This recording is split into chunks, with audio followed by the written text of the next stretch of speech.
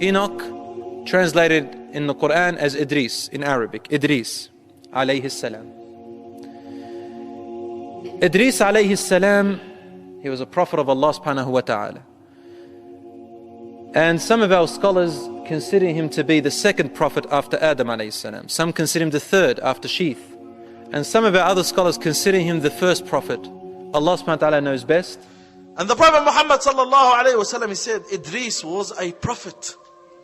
وَهُوَ أَوَّلُ مَنْ خَطَّ بِالْقَلَمِ. And he is the first man to ever write with the pen. So writing before Idris did not exist.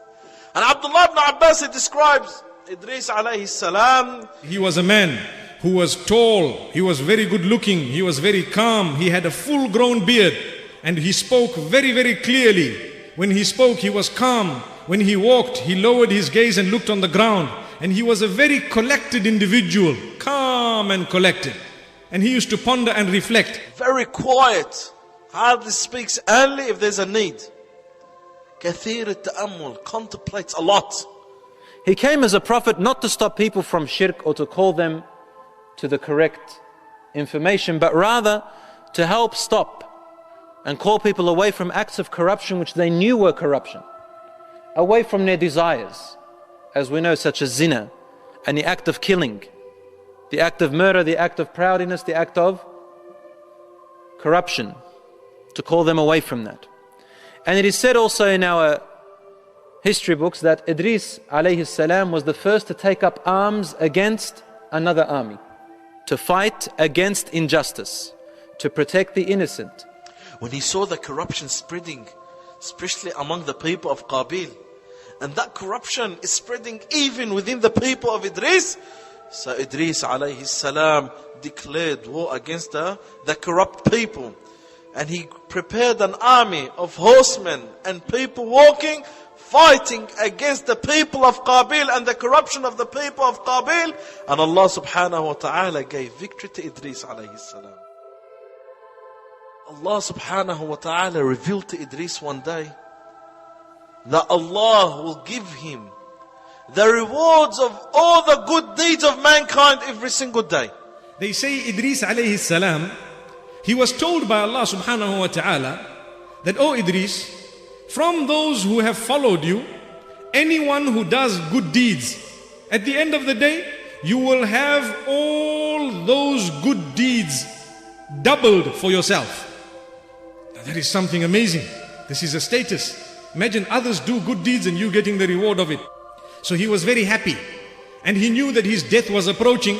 So he had a friend from the angels. And he spoke to this friend.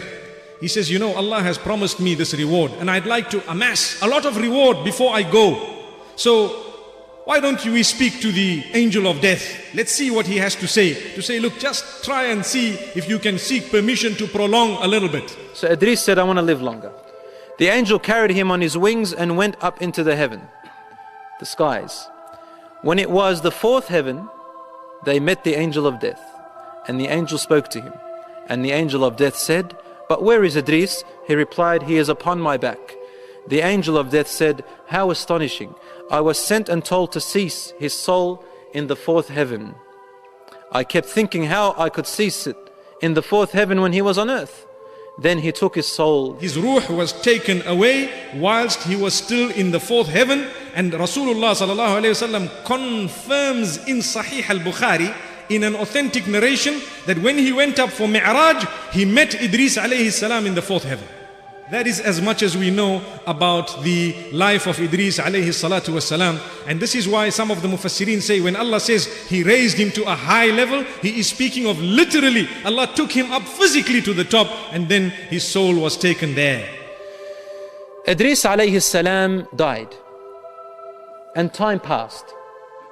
After the death of Idris, corruption started to increase even more. After 1,000 years minimum, or several thousands of years of generations, it took the Iblis that long to finally influence the children of Adam to commit their first act of shirk.